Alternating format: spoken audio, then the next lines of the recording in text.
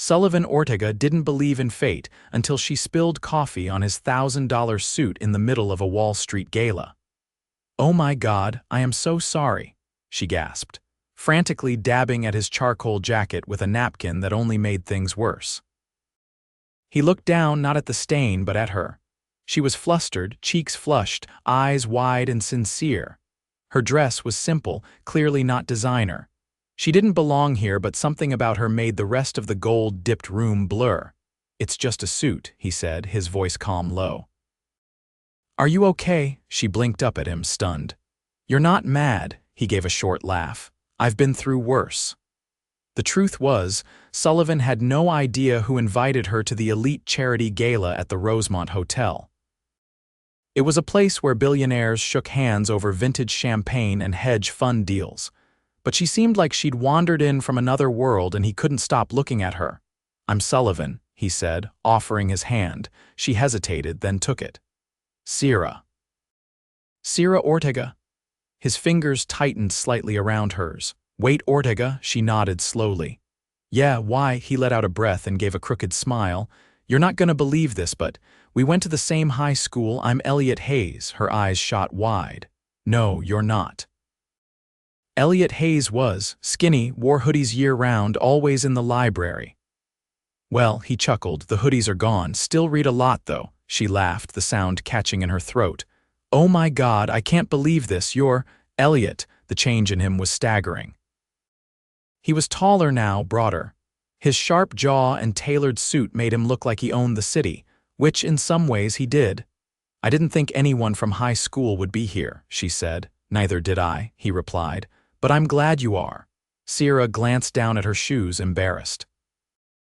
"I'm not really supposed to be here. I'm catering. I was just dropping off drinks and I tripped on a rug I'm pretty sure cost more than my rent." He smiled again, this time softer. "Well, you made this party a hell of a lot more interesting." They ended up talking for nearly an hour, tucked near the bar as the party buzzed around them. She told him about working 3 jobs to put herself through design school, how she was trying to start her own fashion line and barely keeping the lights on in her tiny Queens studio. He didn't tell her he was worth over $40 billion. He didn't need to. Not yet. "Let me take you out sometime," he said as she gathered the empty glasses on her tray. She looked surprised. "Seriously? I'm not in the habit of asking twice." Sera raised an eyebrow. "Well, good thing I like a confident man." That was the beginning. Their first official date was 3 days later. He picked her up in a sleek black Maybach with a driver who opened the door for her like she was royalty. She wore a navy dress he hadn't bought, hair twisted up in a way that made his chest tighten. "You didn't tell me you were rich, Elliott," she said as they pulled up to the rooftop restaurant overlooking the skyline. "You didn't tell me you were the girl I couldn't stop thinking about since junior year." She rolled her eyes, but she was smiling. "That's a line." "It's the truth." Dinner was perfect. Candlelight, lobster risotto, a bottle of wine that cost more than her rent. But it wasn't the food, it was the way he looked at her. Like she was the only thing in the world that mattered, and for the first time in years she felt seen. He didn't try to impress her with his money. He asked about her sketches, listened when she talked about her late mother, told her about how he built his tech company from his dorm room and never stopped working since. By the end of the night, he walked her to the door of her apartment and didn't ask to come in. "I like you, Sera," he said. "I'm not playing games." "Neither am I," she said quietly, "but I've got nothing to offer you." He stepped closer. "You have something no one else does. You're real." Their second date turned into a third, then a fourth. He started showing up at her studio with coffee and croissants. He bought her fabrics when he saw something that reminded him of her. He didn't buy her clothes, he asked her to design them. "You believe in me," she said one night, tears prickling her eyes. "I do," he said. "Even when you don't." But not everyone was happy about her. "You're getting distracted." His CFO warned him after Elliott skipped a board meeting to watch Sera's first pop-up shop in Brooklyn. "We're negotiating a merger with Vantral Holdings. If you don't close this deal, we could lose everything we've built." Elliott didn't flinch. "Then maybe it's not worth keeping." The words stunned even him. Sera didn't know about the merger. She didn't know how high the stakes were. She just knew that every time she looked at Elliott, her heart beat faster, but things changed fast. One night she showed up at his penthouse drenched from the rain, eyes blazing. "Why didn't you tell me you were trying to buy Vantral?" she demanded. He froze. "How do you know about that?" "My friend works in finance. She saw your name on the board minutes. Elliott, if that deal goes through, they'll gut half the city's local shops, including mine." He stepped toward her. "I didn't know, but you do now," she snapped. "And if you go through with it, I'm gone." He looked at her, really looked at her. Wet hair clinging to her cheeks, trembling hands, and the one woman he'd fallen for harder than he ever thought possible. "I don't care about the deal," he said. "I care about you." "You can't have both," she whispered, and in that moment, he knew she was right. He had a choice to make, and he was about to risk everything for her. "You walked away from a billion-dollar acquisition because of me." Sera's voice was low, disbelieving as they stood on the balcony of his penthouse, the city lights flickering behind her like a question he hadn't answered yet. "I walked away because it was the wrong thing," Elliott said, his voice steady. "You just helped me see it." She crossed her arms, not out of defiance, but because she didn't know what to do with the weight of his words. "You didn't even know I'd find out." "I didn't plan it," he admitted. "But maybe that's the point. I've spent years planning everything, every deal, every step, every calculated move, and then you showed up with coffee on my suit and wrecked all of it." Her lips parted, but she didn't speak. The silence stretched between them, taut and fragile. Elliott stepped closer, but not too close. "I'm not asking you to trust me overnight, but I'm not the guy who can pretend this is casual anymore. I meant what I said. I'm not playing games." "I'm terrified," she whispered, her gaze dropping to the floor between them. "I know," he said quietly. "So am I." She looked up. "I've worked too hard to build something for myself. If this ends badly, I don't have a safety net." "You won't fall," he said. "Not while I'm here." The next morning, Elliott made a call that sent shockwaves through the boardroom. The Vantral acquisition was officially off the table. No explanation, no negotiations. Just a firm withdrawal that left his senior team stunned and furious. "You've lost your mind," his legal counsel said. "You've just turned down a deal that could have tripled our valuation." Elliott didn't flinch. "I'd rather build something that lasts than sell my soul for a 3-month high." The backlash was immediate. Stocks dipped. Investors panicked. Financial blogs speculated about his mental state. A few even dug up Sera's name, painting her as a distraction, a liability, a gold digger. When Sera saw the headlines, she froze in the middle of her studio.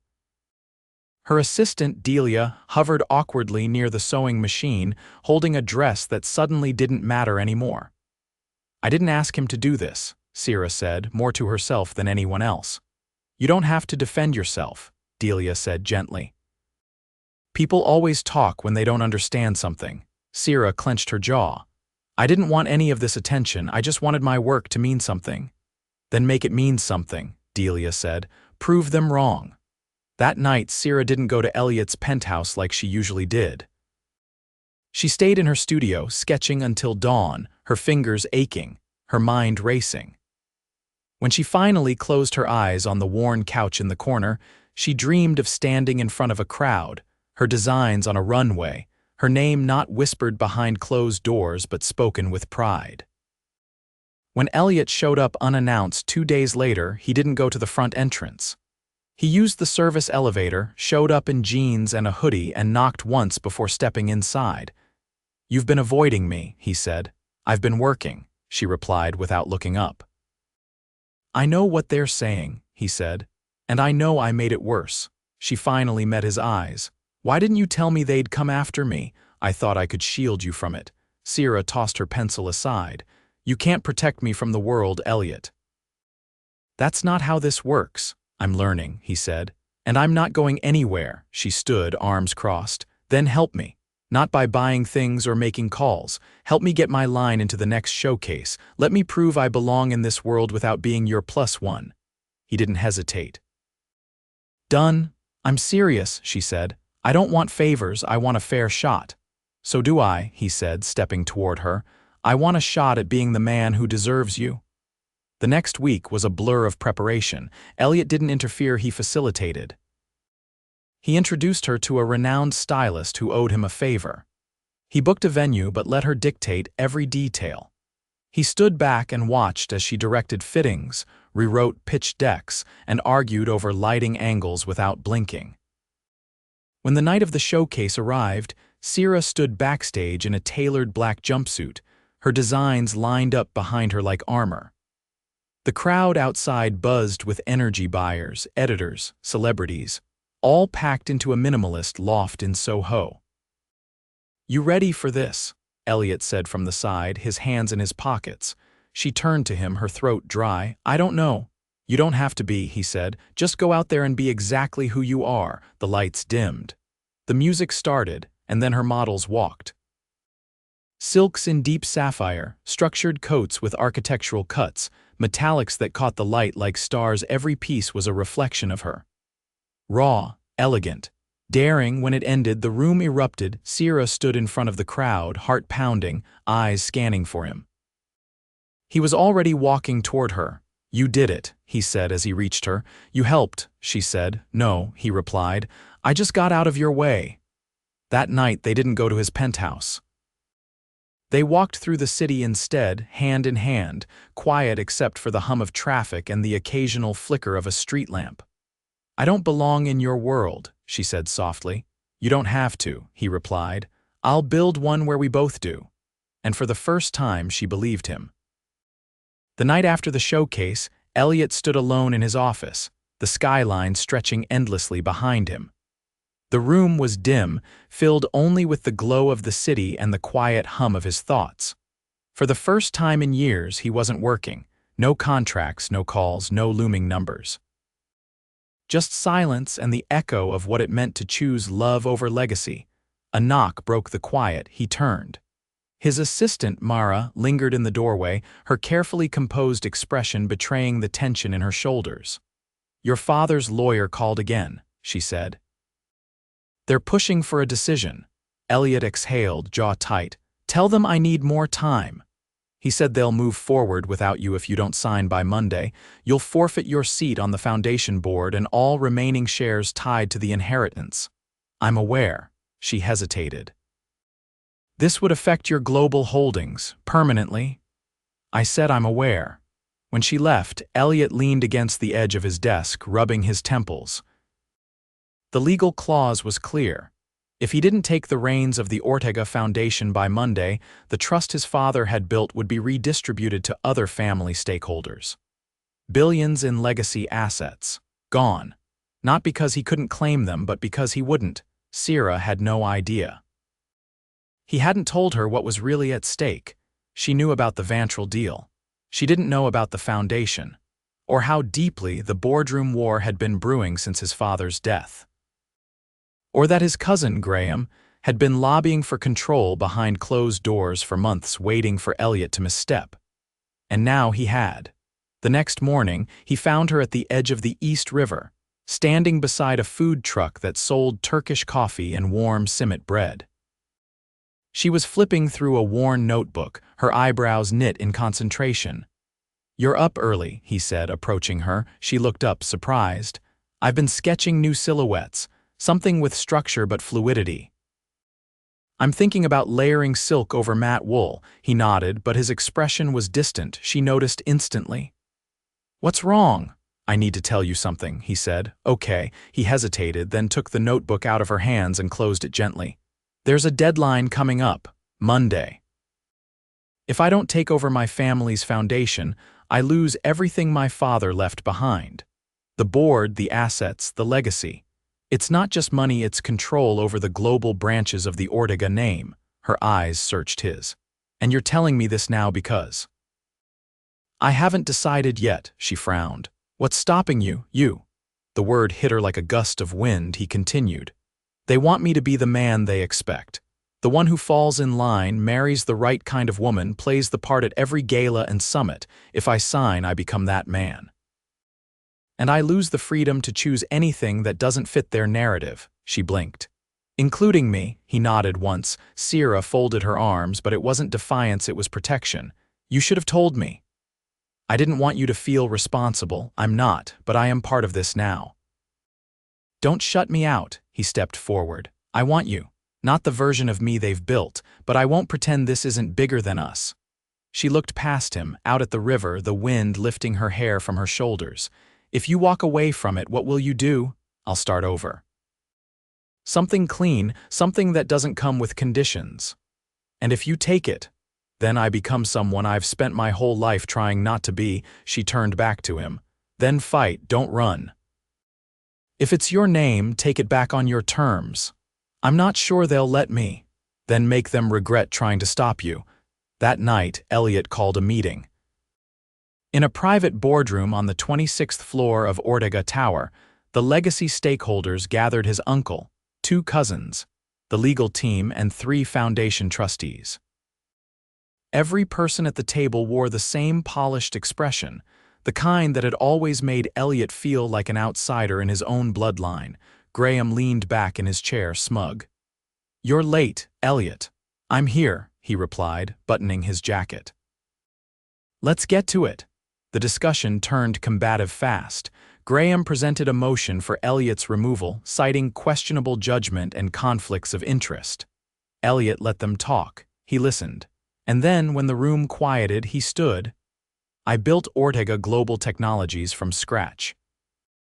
Not with handouts, not with family money, with code, grit, and sleepless nights. You think I'm reckless because I didn't take the Vantral deal? Because I chose someone who doesn't come with a pedigree? No one spoke. I'm not ashamed of my choices. I'm proud of them. And if this board wants to strip me of the foundation because I refuse to be a puppet, do it. But know this. I'll take every ounce of leverage I have, walk out that door, and build something that makes Ortega look like a footnote. His uncle leaned forward. You wouldn't. Elliott looked him square in the eye. Try me. When he left the room, the silence behind him was deafening. Outside, Sera waited in the back of a black SUV. She didn't ask how it went. He didn't offer. Instead, he took her hand and kissed her knuckles like it grounded him. Whatever happens, he murmured, I want you beside me. I'm not going anywhere, she said, and for the first time he believed he didn't have to face this war alone. The letter arrived the next morning, sealed in thick ivory paper and pressed with the Ortega family crest.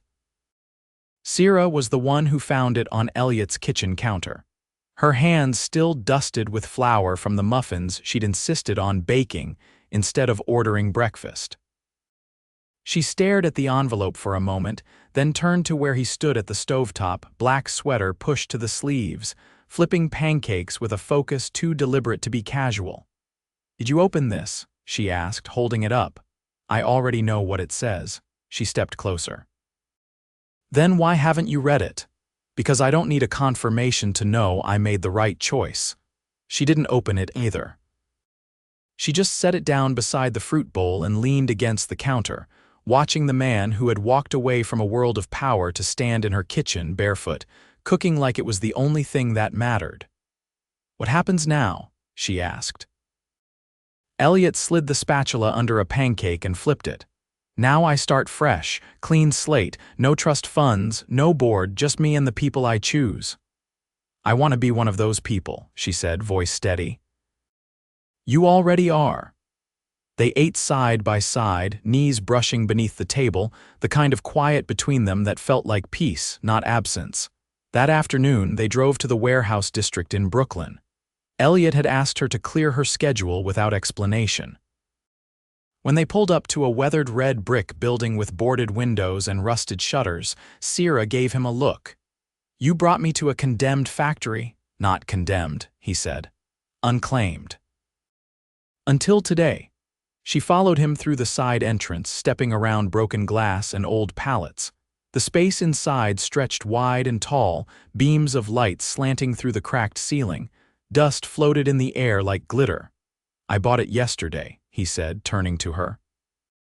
It's yours. She stared at him, stunned. What do you mean it's mine? I've already filed the paperwork. You're the owner of the entire building. You can turn it into a design house, a showroom, a studio, whatever you want. No strings, no press. Just potential. You said you weren't going to throw money at me. I'm not. I'm investing in you, not as a girlfriend, as a visionary. She stepped forward, her boots echoing on the concrete. You're serious. As a heart attack, her throat tightened. No one's ever believed in me like this. You believed in me first. He watched her walk to the center of the room, turning where she stood, eyes wide, already seeing beyond the wreckage. She pointed toward the far wall. I could knock that down, put in floor-to-ceiling windows.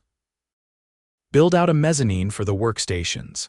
He smiled, hands in his pockets, letting her dream out loud. That night they painted the back wall together, just primer, just one roller each. But it felt symbolic. A blank canvas for whatever came next. The days that followed moved fast. Sera filed for her business license under the name Orchid and Ash, a name she'd scribbled in a notebook years ago and never had the courage to claim. Elliott helped her hire a contractor, someone she picked, not someone from his world, and then he disappeared for 2 days without explanation. When he returned, he didn't come alone. The rooftop of her newly purchased building had been transformed. Twinkling lights strung across the rafters, white linen draped over a long farmhouse table, candles in glass domes flickering against the breeze. A jazz trio played softly in the corner. And seated along the table were faces Sera hadn't seen in years, her former mentor from design school, a boutique buyer who'd once rejected her line, and Delia, her assistant, who looked like she might cry from excitement. Elliott took her hand as she stepped onto the roof. This isn't a party, he said. It's a pitch. I sent them your lookbook. Tonight they see the woman behind the sketches. You did all this. I made the calls. You did the rest. She presented her line with calm precision, her voice clear despite the nerves. When she finished, the buyer stood and shook her hand. I want to carry your spring collection, all of it. Later, when the rooftop had emptied and the candles burned low, Elliott pulled her close beneath the strings of light. There's one more thing, he said. She laughed softly. There's always one more thing with you. This one's different. He reached into his jacket pocket and pulled out a small, square box. Her breath caught as he opened it, revealing a ring unlike anything she'd ever seen. A slender band of platinum set with a single asymmetrical diamond. Elegant. Unconventional. I don't care about money or legacy or what anyone thinks I should be. I care about you, about us, about building something real together, her eyes welled. You're not asking me just because you lost everything? I didn't lose anything, he said. I found something that finally matters. She reached for his face, touched her fingers to his jaw. Ask me. He dropped to one knee, the city behind him, the stars above. Sera Ortega, will you marry me? Yes, she whispered. Yes, Elliott. Always yes. They married in the courtyard of the building that now bore the orchid and ash emblem in delicate silver script above the door. No press, no spectacle, just close friends, laughter, and a new beginning. As she walked down the aisle, her dress one she'd sewn herself, Elliott waited with eyes that didn't just see her, they honored her. And when he kissed her under the arch of white orchids and ash branches, the applause faded behind the sound of her heart finally at peace. He didn't choose wealth, he chose her. And in doing so, he built a future richer than anything money could ever buy. 6 months passed, and the building that had once been an empty shell now pulsed with life. Orchid and Ash's showroom opened with minimalist elegance, glass walls, polished concrete floors, and her designs displayed like curated art. The energy was electric, but Sera felt something deeper, ownership, not just of a brand but of her path. Elliott had taken a step back from the spotlight, redirecting his energy into a private investment firm focused on independent creators and sustainability projects. He didn't miss the boardrooms or the sterile meetings. He preferred mornings spent in the converted office on the top floor of the Orchid and Ash building, where he could watch her work through the glass from behind his laptop, coffee in hand.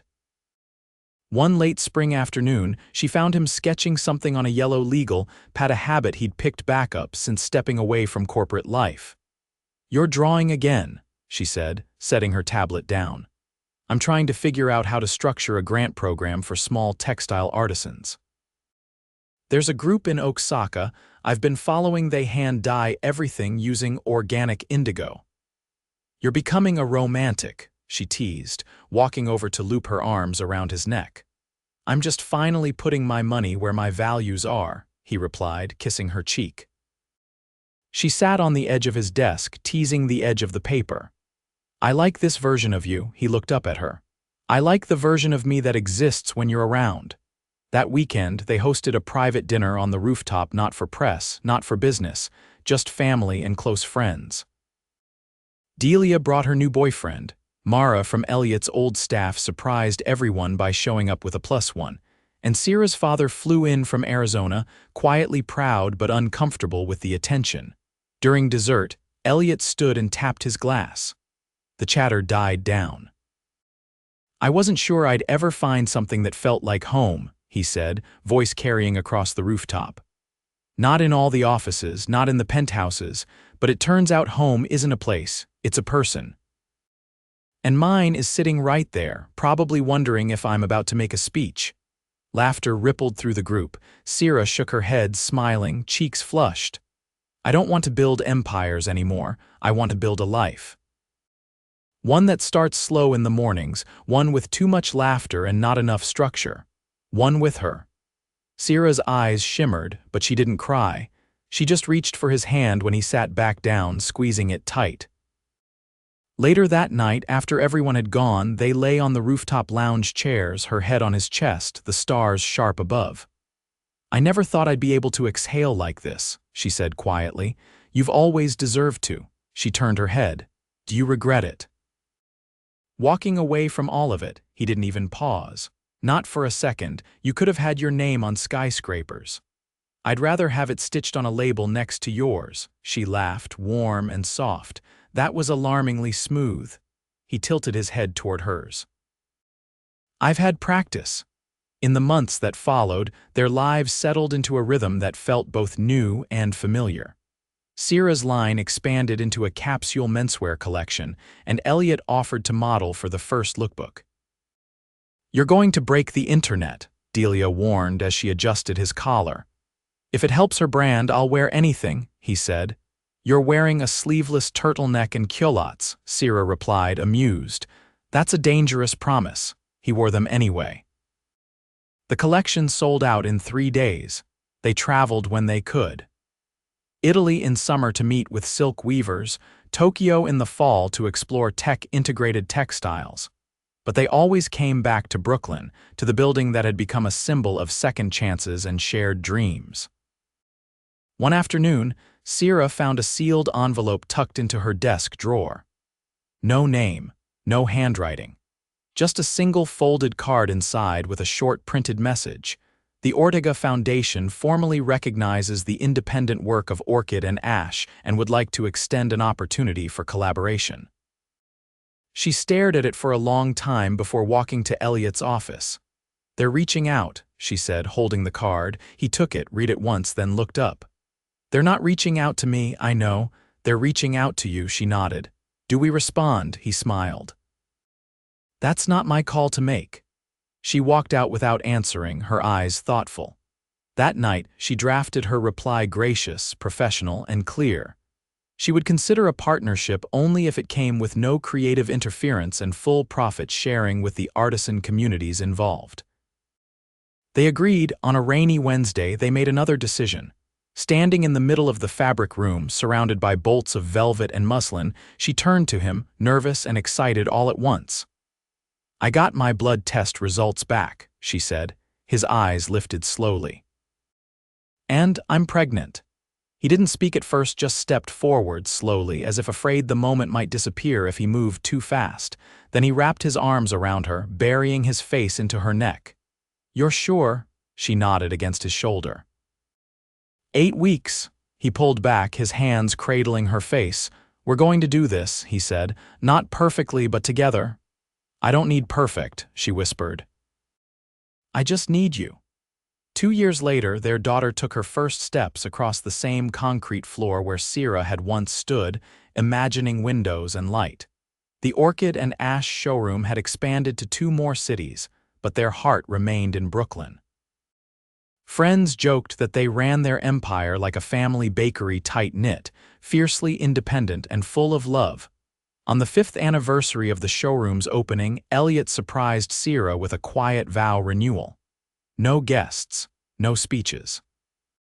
Just the 2 of them, barefoot on the rooftop where he'd once proposed, their daughter nestled between them, her tiny hands clutching the hem of her mother's dress.